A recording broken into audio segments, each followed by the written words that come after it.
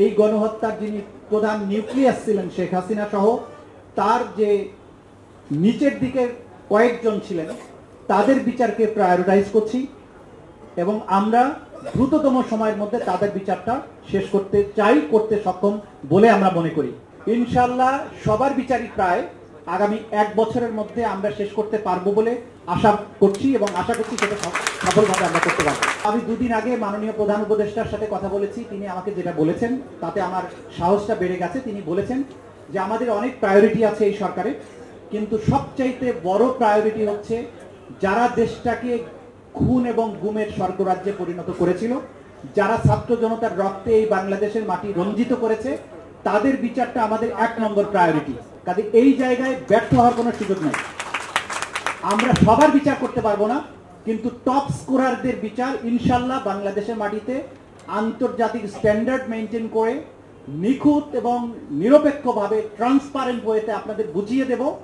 আপনারা জানেন যে আমাদের একটি ট্রাইব্যুনাল আছে, একটি তদন্ত সংস্থা আছে, যাতে মাত্র 17 জন ইনভেস্টিগেশন অফিসার আছেন।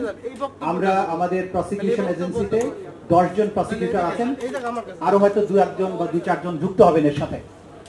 আমাদের প্রধান ফোকাস হচ্ছে গুম এবং মানবতা বিরোধী অপরাধ, গণহত্যা যে অপরাধ বাংলাদেশের মাটিতে হয়েছে, সেই অপরাধের যারা মাস্টার মাইন্ড এবং যারা একদম সর্বোচ্চ জায়গায় বসেছিলেন, বসে থেকে অপরাধগুলো সংঘটিত করেছেন, আমাদের প্রায়োরিটি হচ্ছে তাদের বিচার করা। এবং সেই ক্ষেত্রে আমরা হাজার হাজার মানুষের বিচার করতে পারবো না এবং আমরা সেটা সেই লক্ষ্যে অগ্রসর হচ্ছি না।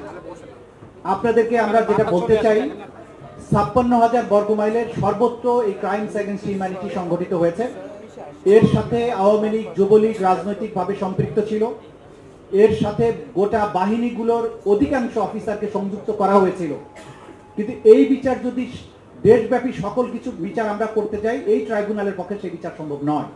ক্রাইমস এগেইনস্ট হিউম্যানিটিতে সাধারণত টপ কমান্ডারদের বিচার করা হয়। আমরা সেই কারণে এই গণহত্যার যিনি প্রধান নিউক্লিয়াস ছিলেন শেখ হাসিনা সহ তার যে নিচের দিকে কয়েকজন ছিলেন তাদের বিচারকে প্রায়োরিটাইজ করছি এবং আমরা দ্রুততম সময়ের মধ্যে তাদের বিচারটা শেষ করতে চাই, করতে সক্ষম বলে আমরা মনে করি।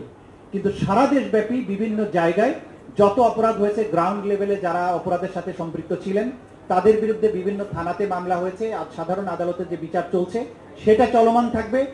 সেই বিচারগুলো করতে কতদিন সময় লাগবে সেটা সংশ্লিষ্ট আদালত বলতে পারবেন।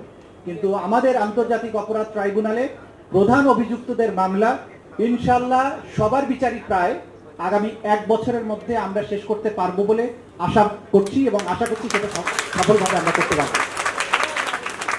আমি 2 দিন আগে মাননীয় প্রধান উপদেষ্টার সাথে কথা বলেছি, তিনি আমাকে যেটা বলেছেন তাতে আমার সাহসটা বেড়ে গেছে। তিনি বলেছেন যে আমাদের অনেক প্রায়োরিটি আছে এই সরকারে, কিন্তু সবচাইতে বড় প্রায়োরিটি হচ্ছে যারা দেশটাকে খুন এবং গুমের স্বর্গরাজ্যে পরিণত করেছিল, যারা ছাত্র জনতার রক্তে এই বাংলাদেশের মাটি রঞ্জিত করেছে, তাদের বিচারটা আমাদের 1 নম্বর প্রায়োরিটি।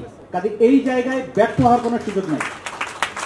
আমরা সবার বিচার করতে পারবো না, কিন্তু টপ স্কোরারদের বিচার ইনশাল্লাহ বাংলাদেশের মাটিতে আন্তর্জাতিক স্ট্যান্ডার্ড মেনটেন করে নিখুঁত এবং নিরপেক্ষভাবে ট্রান্সপারেন্ট ওয়েতে আপনাদের বুঝিয়ে দেব যে কতটা স্বচ্ছভাবে বিচার করা যায় এবং যারা সম্পৃক্ত ছিলেন তাদের অপরাধটা কি।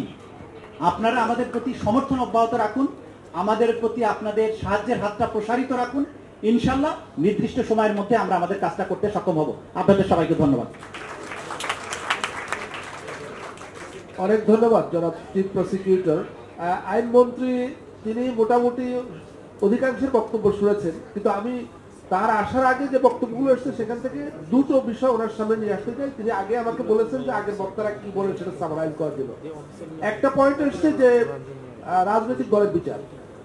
বিগত ফ্যাসিস্ট রেজিমে কিন্তু আইনটা সংশোধন করে রাজনৈতিক দলের বিচারের ব্যবস্থাটা ইনক্লুড করা হয়েছিল, কিন্তু এখন সেই আইনটা সংশোধন করে দলের বিচারের সুযোগটা বাদ দেওয়া হয়েছে।